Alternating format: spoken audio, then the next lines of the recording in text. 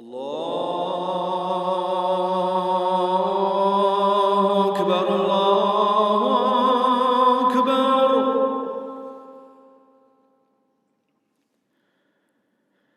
الله أكبر الله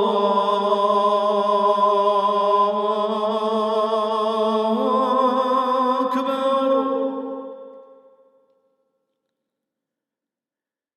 MashaAllah, thank you very much. Very nice summary of the book. May Allah reward Prince His Royal Highness Prince Ghazi.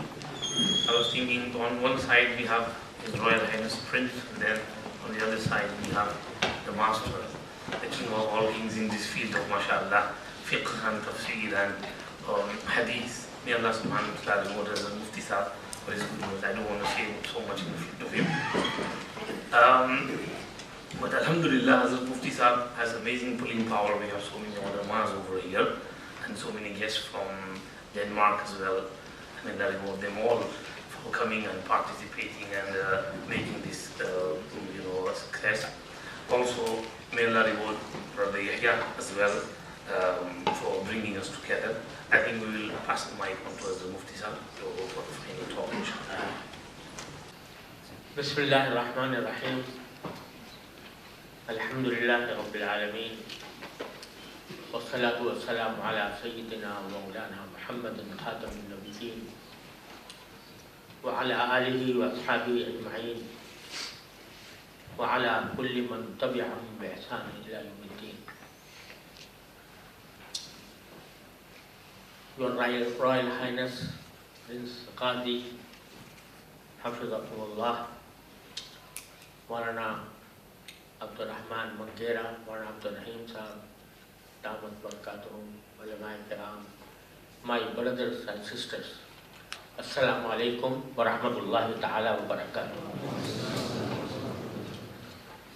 It is indeed a great honor and pleasure for me to be in your midst this evening and sitting next to His Royal Highness Prince Ghazi Hafizahullah Ta'ala. Let me begin to introduce the very innovative book of His Royal Highness, a tentative guide to the themes of the Surah of the Quran.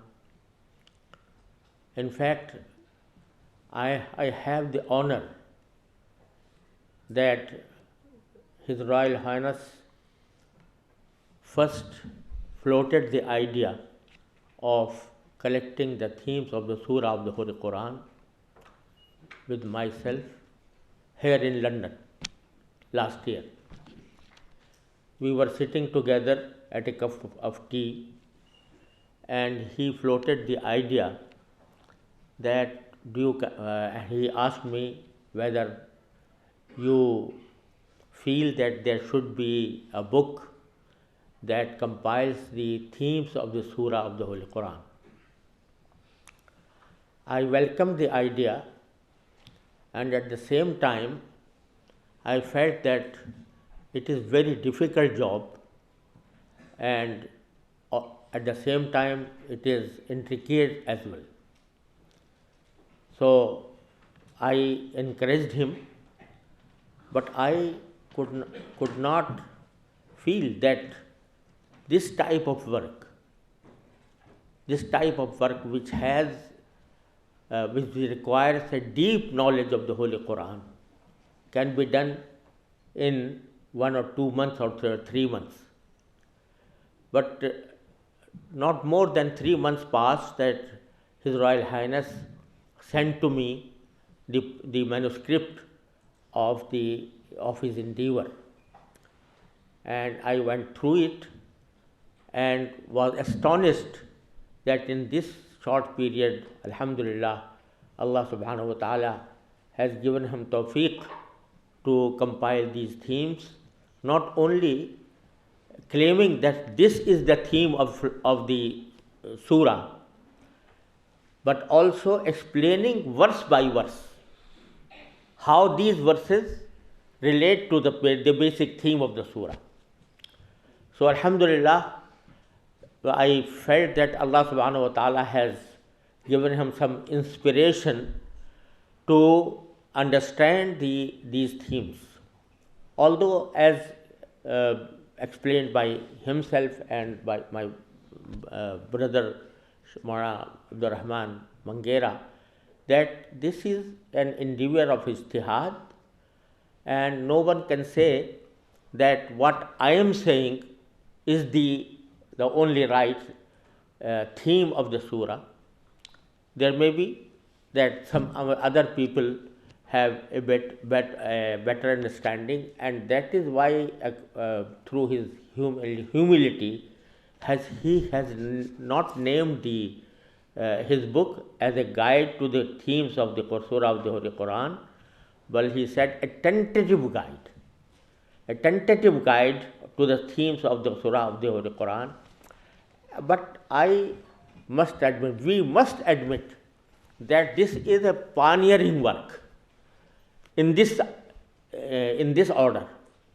Although many books have been written by many exegetes of the Holy Quran, like Biqai rahimahullah ta'ala, and also in our recent years some books have appeared, but they appeared in a way that they disjoined them from the teachings of the Sunnah of the Holy Prophet sallallahu alaihi wasallam, and that in that way, instead of guiding, they are misguiders in reality. So Alhamdulillah, I found that he has acquired the same path as our Salaf Salihin. Alhamdulillah, they have adopted, and based on that, on their guidance, Alhamdulillah, he has done this work. And I hope and I pray Allah subhanahu wa ta'ala that may give him tawfiq to complete the work, because this is relating to first 12 surah of the Holy Quran. So Alhamdulillah, and I have the honor that Alhamdulillah, from the very beginning to the end, I have been associated by His Royal Highness in compiling this book, Alhamdulillah, and being a very short treatise, it is very easy to understand, very easy to solve, and very easy to read. Inshallah, it will be of much benefit to the whole of Ummah. May Allah subhanahu wa ta'ala give him the best reward, both here and hereafter, inshallah. Now, coming to my book, that is Islam and Politics. It is always very difficult for me to speak on my own book, and it creates a dilemma for me. How should I speak about what myself has written? But this complication or this difficulty is more disturbing me, that this book is written by a person who has nothing to do with politics,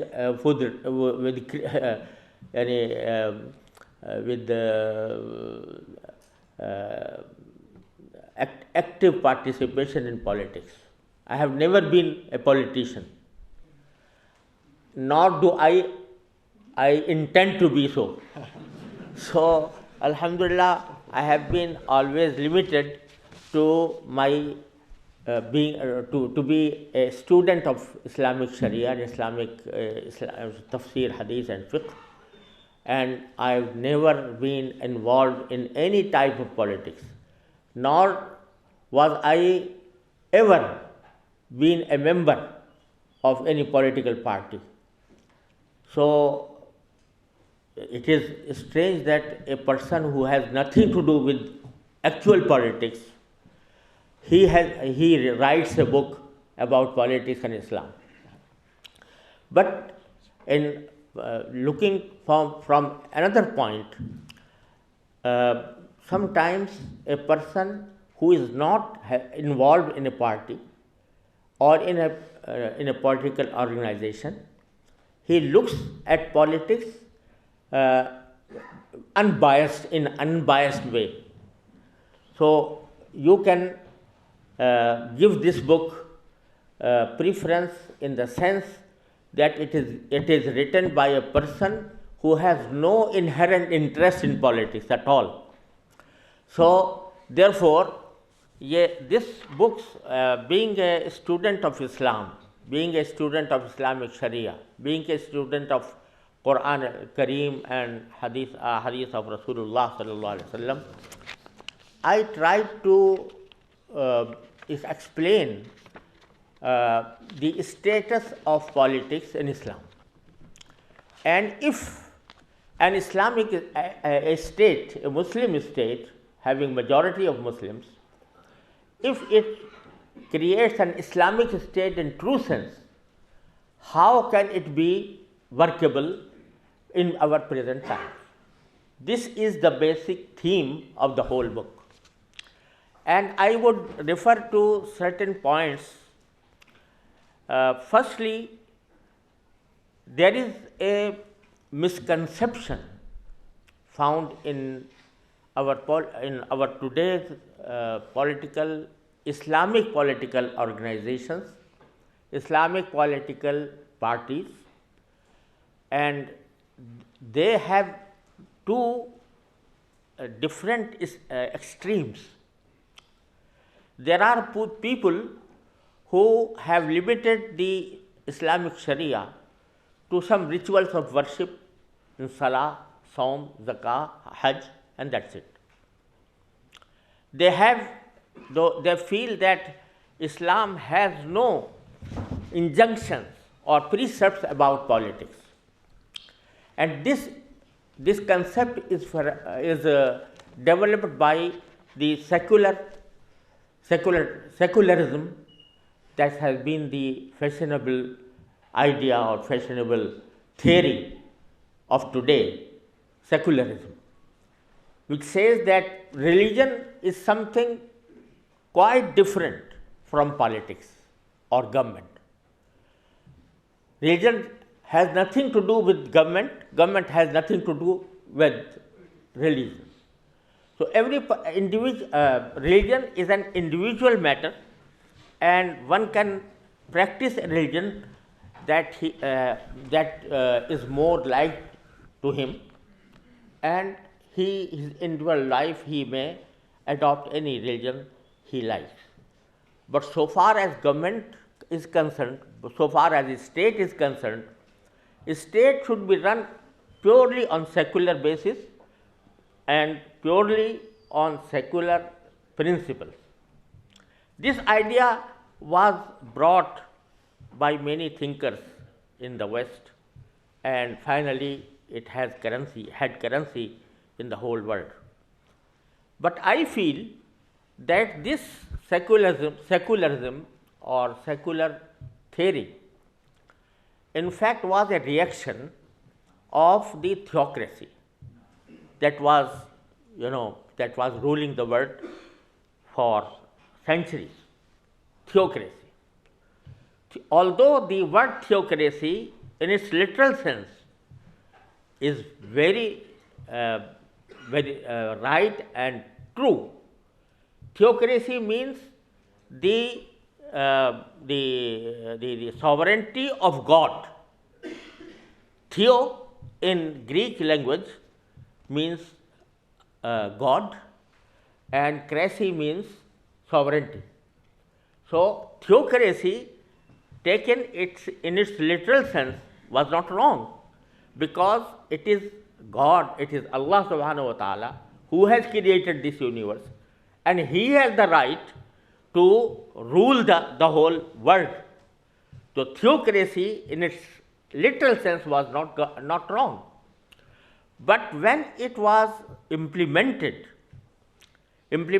by Christianity or implemented by some other religions, the problem was that their scriptures, their basic scriptures, had very few words or guidance about politics and how to run a government. The precepts or injunctions how to run a government, this was not completely explained in their scriptures. So now, when a person seeks what is the instruction of our religion about a particular political issue, they used to turn to their ahbar or ruhban, their religious leaders. The religious leaders, for example, they gave guidance according to their own reason, and sometimes unfortunately by their own interests. So therefore, it created a great problem. Theocracy made a great problem, because it means that the actual sovereignty is of the church, for example, or sovereignty is of the pious people of Christianity. So much so that the Pope has been taken as infallible in original Roman Catholic dogma. He is infallible. If he issued a ruling, that is binding for all times to come, and no one can say that your ruling is against the Holy Quran or against the Bible or against their own scriptures. So this created the problem, and then when the Western people particularly were fed up with this kind of theocracy, there emerged a number of philosophers who emerged the theories of politics, and ultimately they came to the conclusion that secularism is the best thing to separate between religion and state. This concept of secularism was not acceptable according to the Holy Quran and Sunnah of the Holy Prophet ﷺ, because the Holy Quran and Sunnah of the Holy Prophet ﷺ gave us guidance in every sphere of our life.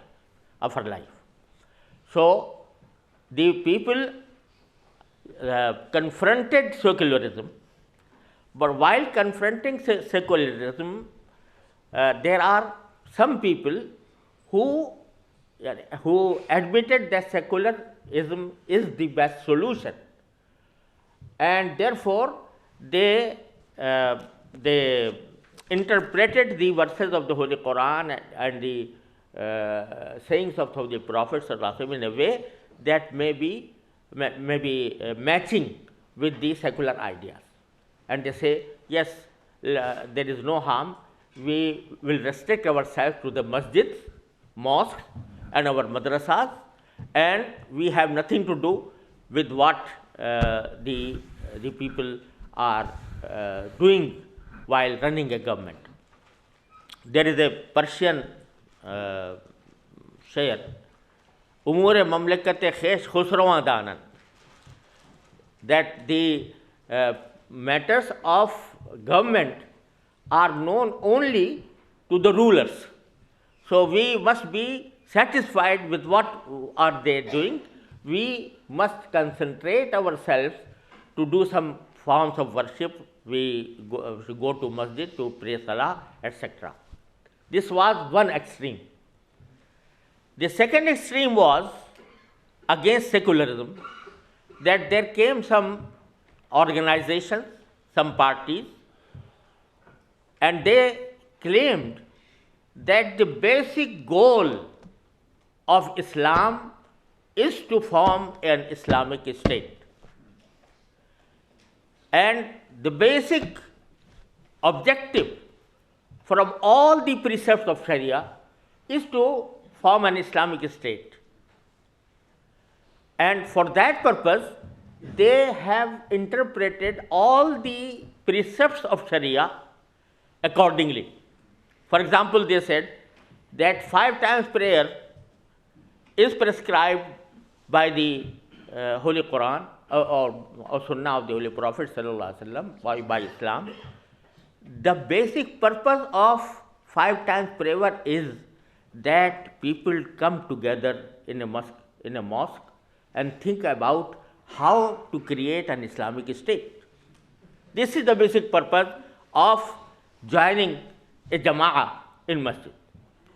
And if there is a Hajj, a prescribed Hajj, so this Hajj is actually an international conference, international Islamic conference, where all the people should to get together and to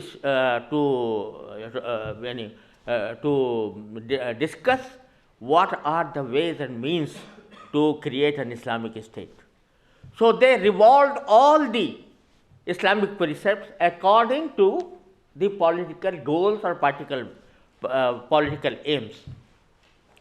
So the ultimate result was that instead of Islamization of politics, they politicized Islam.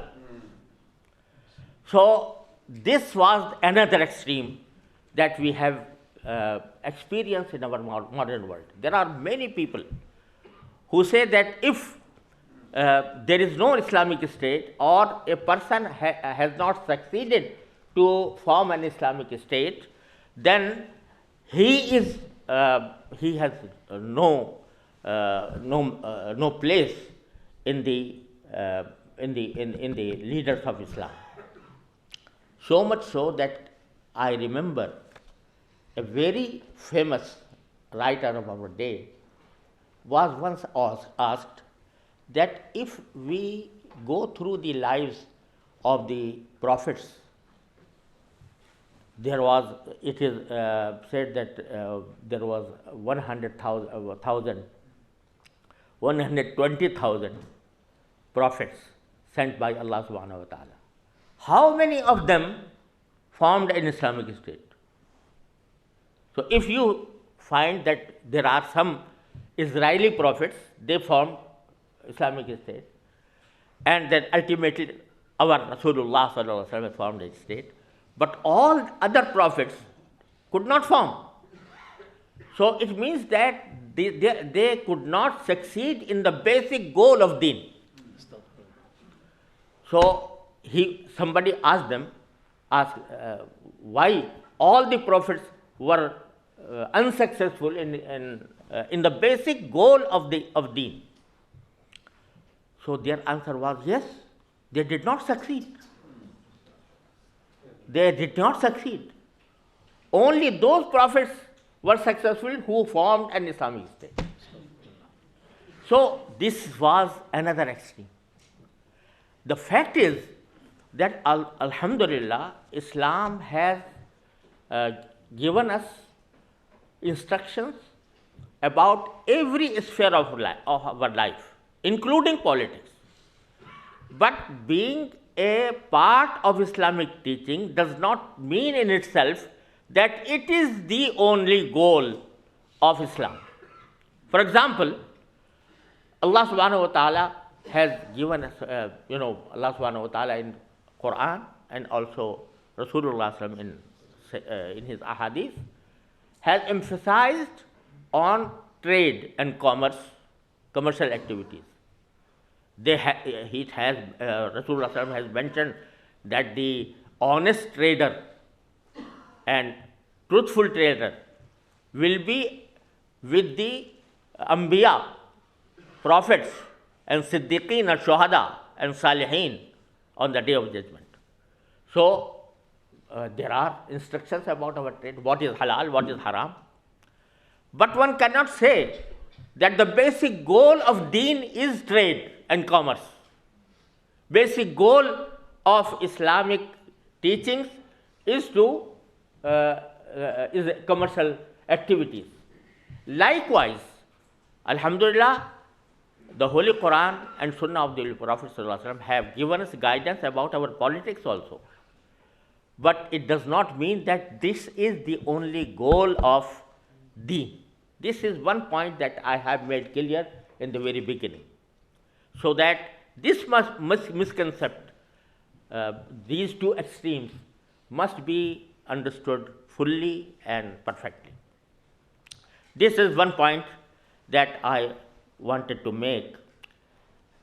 The other point is that it is the beauty of the Holy Quran and Sunnah of the Holy Prophet ﷺ that in our collective affairs, it gives us some basic principles.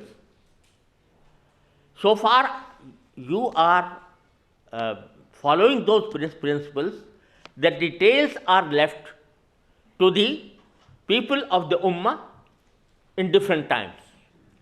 And this is very true about the guidance given by Islam in politics. It has some basic principles, but abiding by these principles, you can form the government according to the needs of your time. So this is a beauty of Islam, that it does not impose a detailed program or detailed law or detailed constitution of an Islamic state. It gives us some broad principles, and under those broad principles, we can make up our government according to the needs of our time. So, one of these principles, the basic principle, is inil hukmu illa lillah. Inil hukmu illa lillah. Sovereignty belongs only to Allah subhanahu wa ta'ala. He is the sovereign of the world. He is the sovereign of the whole universe. Once this principle is in mind, it automatically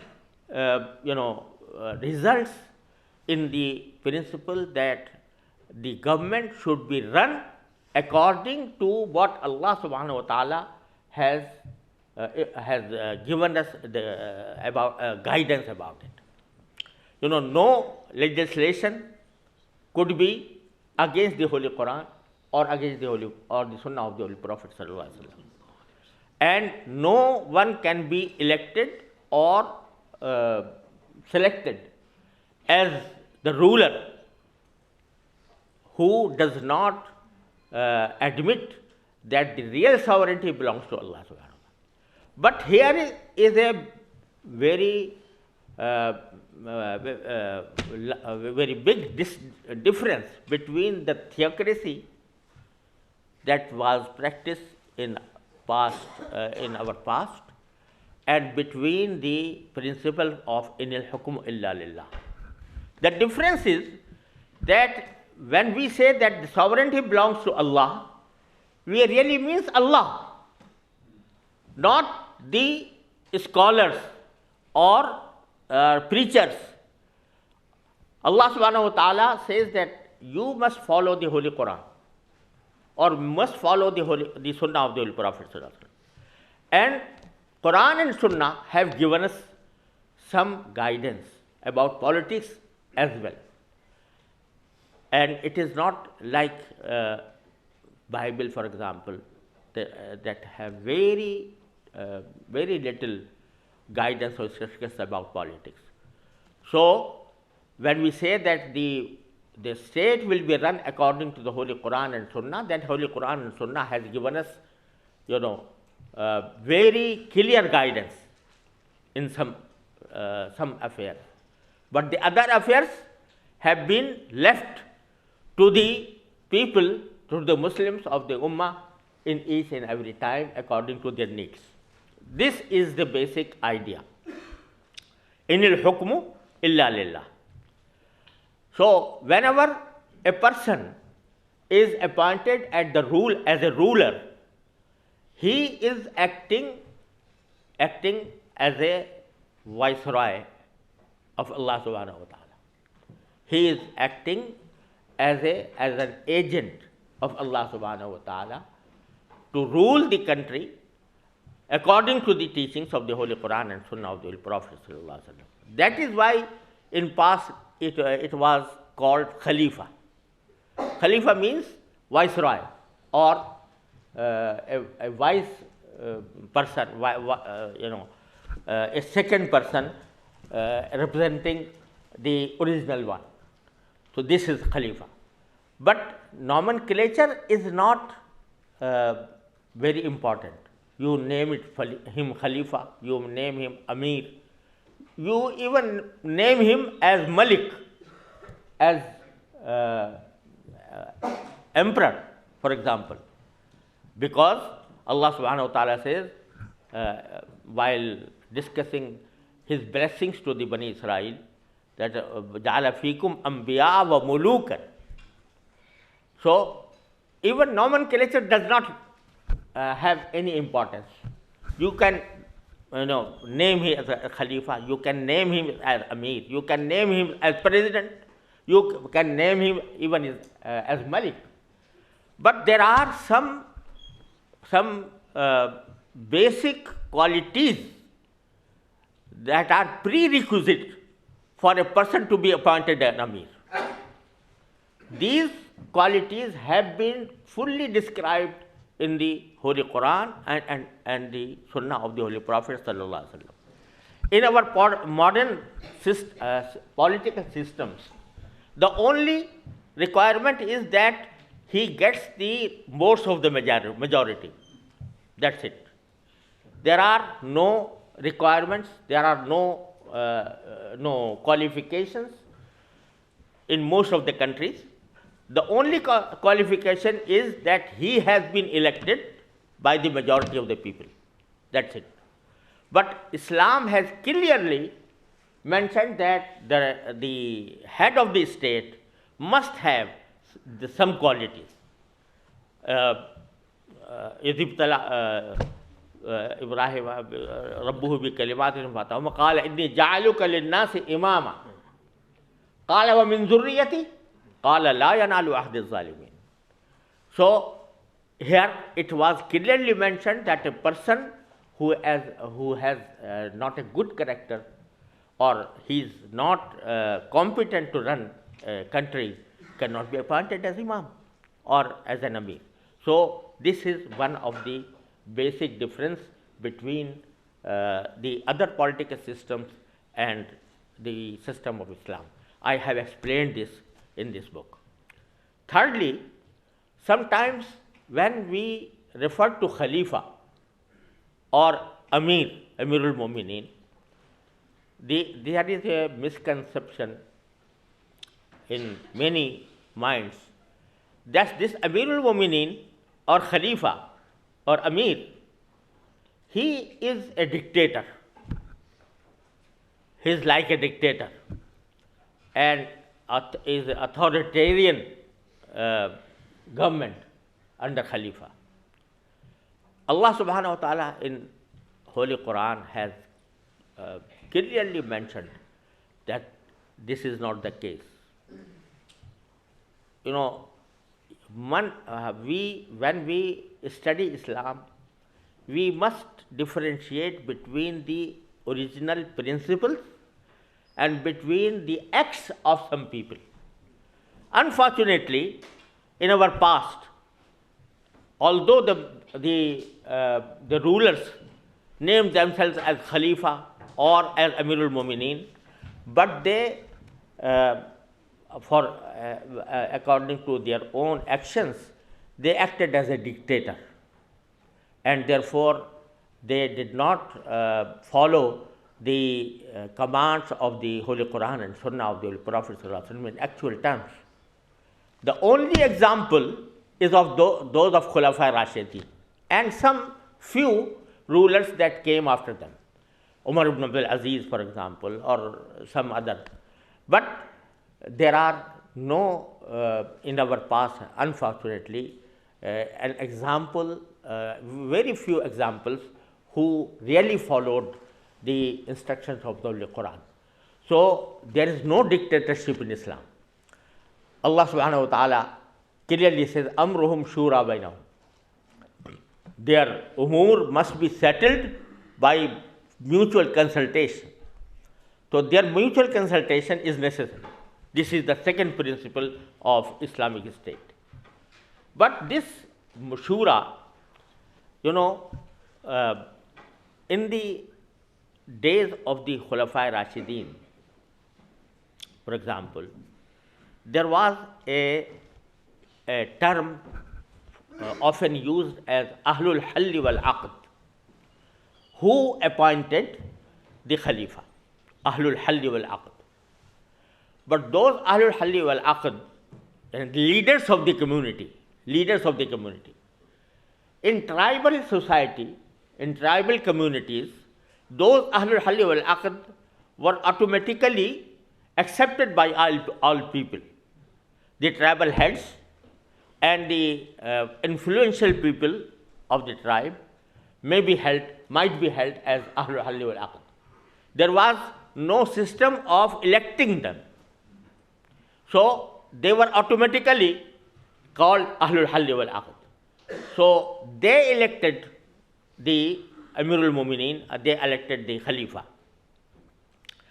In other terms, in our modern terms, we can say that those Ahlul Halli wal Aqd were electoral college for electing the ruler of the country. So there was no such system that the people voted in favor of some of Ahlul Halli wal Aqd and they became Ahlul Halli wal Aqd. But in our modern times, if we say that Ahlul Halli wal Aqd will appoint the ruler of the country, how can we determine who are Ahlul Halli wal Aqd? Everyone standing can say, I am Ahlul Halli wal Aqd. Unless I am consulted, nobody can be elected as ruler or as Amir or Khalifa. So I have given in this book, this is one problem in our modern days. The other problem is that, as rightly pointed out by His Royal Highness, that in our election system, the system is such that everybody stands up and he praises himself and condemns his opposition, his opposite party, opposite candidate. He says that, yes, I am able to run the government. I am so and so. I have so many.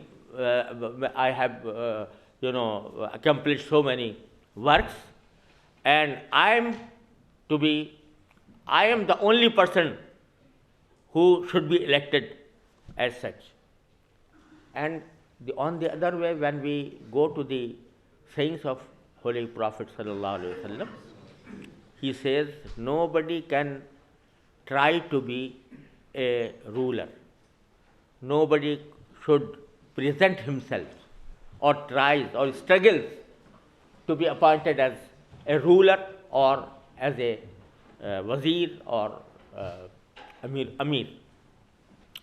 So how to combine these two things? One is the election and the other is to refrain from calling himself the only candidate to be elected. So I have suggested a system, because I said that Islam, alhamdulillah, has given us some guidance, but remaining under those principles, we can develop our own system according to our modern needs. So I have given a suggestion or a proposal of election of Ahlul Halli wal Aqd. How to be Ahlul Halli wal Aqd should be elected, conforming to the injunction of Rasulullah sallallahu alaihi wasallam that one cannot nominate himself. So I have given a system for that. This is the second point that I wanted to make. If we go to relationship of Islam with democracy, which is regarded as the most modern and most favorable and most fashionable theory in politics. So much so that the book has been written, The End of the History and the Last Man. So they say that secular democracy is the only idea that will remain forever. So democracy, when we analyze democracy in the light of Islam, there are many things common between them, and some basic concepts are quite contrary to Islam. Democracy means the sovereignty of the people. Sovereignty, demo, means people, and cracy means sovereignty of the people. It means that people are the real sovereign of the country. And it means that when people are the sovereign, there is no concept of good and bad. Everything that majority of the people decides will be good. There are no moral obligations, no religious obligations, or no other obligations. They can choose whatever they want, whatever they feel true. This is one of the philosophies that has been developed in the West, that good and bad are not absolute. It is always relative to certain time space. So according to them, there are sovereign, people are sovereign. So if people are rulers, one logical question arises that if the people are rulers, who are the ruled? If the people are the rulers, who are the ruled? So this question has never been answered successfully by the proponents of democracy. So instead of democracy and sovereignty of people, Islam says sovereignty belongs to Allah subhanahu wa ta'ala. He decides what is good and what is bad. So this is another point that I have explained in this book, try to explain. Now it is very rampant misconcept among very much people that minorities in Islam are treated very badly. If an Islamic state come into existence, then minorities will suffer. This is 100% untrue and wrong conception. Once minorities are in an Islamic state, they have equal civil rights with Muslims. And in the days of Khulafai Rashidin radiyallahu ta'ala anhum ajma'in, every non-Muslim treated himself as a citizen, and he felt that he is treated as a real citizen of Islamic State. Sometimes he was behaved more nicely than he was behaved in other countries, in his own country. So therefore, Allah subhanahu wa ta'ala in his Quran, he says that لا ينهاكم الله الذين عن الذين لم يقاتلوكم في الدين ولم يخرجوكم من دياركم أن تبروهم وتقسطوا إليهم. And one of the basic concern at the time of demise of Sayyidina Umar Farooq radiyallahu ta'ala anhu, that he ask the people that uh, I advise you or I make a wasiyah to you that you please treat the non-Muslims of our country with peace, harmony, and keep their rights. So they are in fact in Islamic State fully fully secured, fully supported, and treated as a rightful citizen of an Islamic State. The hue and cry sometimes is arisen about jizya. And in Islamic State, there is a jizya imposed on non-Muslim citizens. But jizya is a tax, a welfare tax. Muslims are subject to zakah. The Islamic State, collect zakat from it and distribute it for the welfare of the people. But zakah is not compulsory on non-Muslims in an Islamic State. Zakah cannot be charged from an Islamic State. But another tax in the name of jizya was collected from non-Muslims instead of zakah.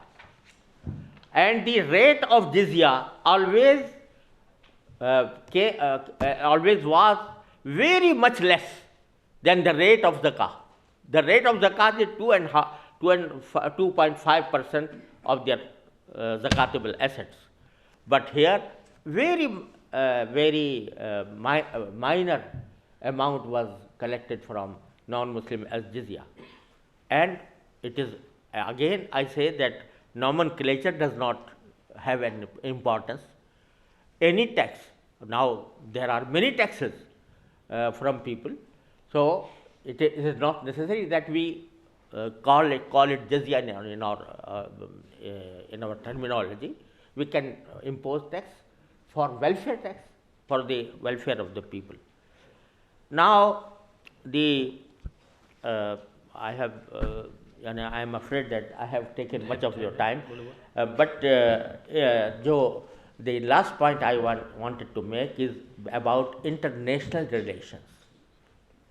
International relations. When an idea of an Islamic State is floated, or there are some people who are trying that their country must be a true Islamic State, for example, we in Pakistan or some other countries.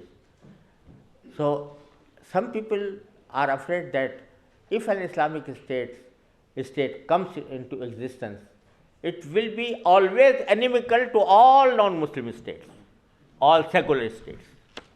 This is not true. Even in the days of Rasulullah sallallahu alaihi wasallam, has peace treaties with Jews in Medina, and even before being appointed as prophet sallallahu alaihi wasallam, even before that, he had a treaty with all non-Muslim citizens of Arabia, Hilful Fudul, which is called Hilful Fudul, and the treaty was that we will join hands in good objectives, like feeding the poor, like helping the persecuted people. So, and even Islam says, "In janahu lis-salmi fajnah laha wa tawakkal ala Allah." So we have, if an Islamic state comes into existence, it does not mean that he will be always inimical to non-Muslim countries.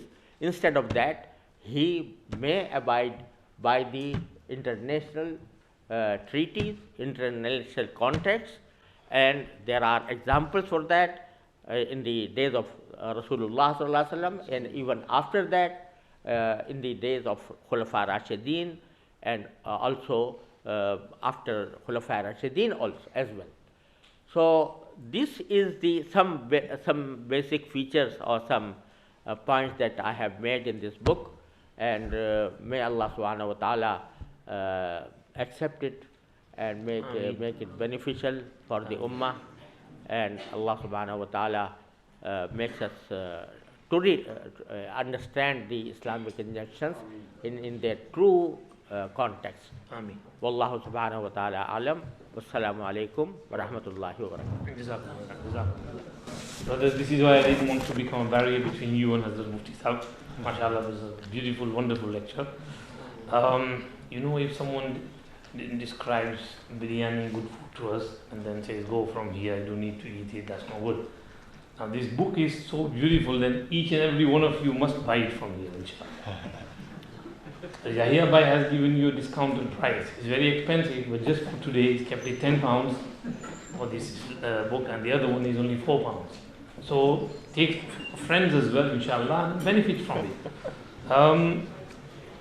I did want to mention a little bit of biography of Hazrat Mufti Sahib. 2 minutes, Hazrat Sirf. For those of you who don't know Hazrat Mufti Sahib, in 2 minutes. Hazrat Mufti Sahib was born on the 5th of October 1943, 5th of Shawwal 1362 in Deoband, a town in the district of Saharanpur, in the state of Uttar Pradesh, India, around 3 to 4 hours drive up north from Delhi. In 1958, Hazrat Mufti Sahib passed his Fazil Arabi with distinction, administered by Punjab Board. In 1959, Hazrat Mufti Sahib graduated from Alim course at Darul Uloom, Karachi. He specialized in fiqh under the guidance of his father, Hazrat Mufti Muhammad Shafi Sahib, rahmatullahi alayhi, receiving his takhassus fil fiqh degree in 1961, earning the title of Mufti. In 1964, Hazrat Mufti Sahib graduated with a BA from University of Karachi, and in 1970 he did his MA in Arabic literature with distinction from University of Punjab. Hazrat Mufti Sahib has ijazat in hadith from various asatiza, including his own father, Hazrat Mufti Muhammad Shafi Sahib, Hazrat Maulana Idris Kandalwi Sahib, Hazrat Qari Muhammad Tayyib Sahib, Hazrat Maulana Saifullah Khan Sahib, Hazrat Mufti Rashid Ahmad Ludhianvi Sahib, Hazrat Maulana Zafar Ahmad Usmani Sahib, Hazrat Shaykhul Hadith Maulana Muhammad Zakaria Kandalwi Sahib, and Hazrat Shaykh Abdul Fattah Abu Ghudda rahmatullahi alayhim wa ajma'een. And he has also among his teachers as well is Mufti Wali Hassan Sahib, Tonki Sahib, and others. In Tasawwuf and in the Sufi Silsila, Hazrat has ijazat from his Shaykh Dr. Abdul Hayy Arifi, who was Khalifa of Hazrat Maulana Ashraf Ali Thanvi rahmatullahi alayhi. And then Hazrat did ruju towards Hazrat Maulana Masihullah Khan Sahib. He has ijazat from both in the silsila of Chishtiya, Qadriya, Naqshbandiya, Sohrawardiya. Hazrat Mufti Sahib is the pioneer in the concept of Islamic banking in Pakistan, where he established Mizan Bank, then in UK as well. The other day Hazrat Mufti Sahib mentioned his interaction with our respected Gordon Brown, who was the finance minister at that time, where he was having the conference. Hazrat Mufti Sahib happened to be there, and he asked Mufti Sahib about Islamic finance, and Hazrat Mufti Sahib explained it so well that later on he said in the conference that we want Britain to be the hub of Islamic finance. And from then, Britain was the first to bring in this Islamic finance concept and make it easy for people. So Hazrat Mufti Sahib's work has benefited everyone, and Hazrat Mufti Sahib has many books. The one which I benefited from most, and I use it every day because I teach Sahih Muslim, is Takmila Fathul Mulhim. Takmila Fathul Mulhim, which is a Sharh of Sahih Muslim. And what Hazrat was talking about this Islamic siyasat, in there as well, Hazrat has talked about that in Takmila in Arabic as well. And beautifully Hazrat explained all this there as well. Also, his Inamul Bari, Taqreer of Sahih al-Bukhari, Hazrat's Tarjuma Quran in Urdu and in English, Hazrat's Islahi Khutbat. Every Imam has to have Islamic Khutbat. It's in Urdu and in English. We benefit from there. We use our Taqreer from there. All this reward and thawab will go to Hazrat Mufti Sahib, inshallah. Also among his books is The Authority of Hadith, Easy Good Deeds. A small book but very nice. People, use it. They give it out as gifts and presents in Maktab, Jalsas to the small kids, and they benefit from there. Ramazan is ahead of us. We should buy that small book, also published by Turath Publications, benefit from it. And also Turath has published, Akabiri Deoband Kyati, the scholars of Deoband Islamic Seminary. And also some other books as well. Mufti Sahib has many honors. We can't go into all of them. May Allah subhanahu wa ta'ala give Hazrat Mufti Sahib long life with afiyat, sihat, and Hazrat is over 74 and still mashallah going strong, traveling around the world. May Allah keep him healthy. May Allah allow us to benefit more and more from Hazrat Mufti Sahib. We will finally request Hazrat Mufti Sahib to make dua before we leave. اللهم صل على سيدنا محمد. الحمد لله رب العالمين والصلاة والسلام على رسوله الكريم وعلى آله وأصحابه أجمعين. أما بعد، ربنا تقبل منا إنك أنت السميع العليم وتب علينا إنك أنت التواب الرحيم. ربنا ظلمنا أنفسنا وإن لم تغفر لنا وترحمنا لنكونن من الخاسرين. ربنا آتنا في الدنيا حسنة وفي الآخرة حسنة وقنا عذاب النار. اللهم لا تدع لنا ذنبا إلا غفرته ولا هما إلا فرجته ولا دينا إلا قضيته ولا حاجة من حوائج الدنيا والآخرة إلا قضيتها ويسرتها يا أرحم الراحمين. اللهم إنك عفو كريم تحب العفو فاعف عنا. اللهم انفعنا بما علمتنا وعلمنا ما ينفعنا. اللهم انفعنا بما علمتنا وعلمنا ما ينفعنا. اللهم وفقنا لما تحب وترضى من القول والفعل والعمل والنية والهدي إنك على كل شيء قدير. اللهم يا أرحم الراحمين يا غياث المستغيثين يا أمان المستجيبين يا مجيب دعوة المضطرين فرج همومنا وكروبنا يا أرحم الراحمين.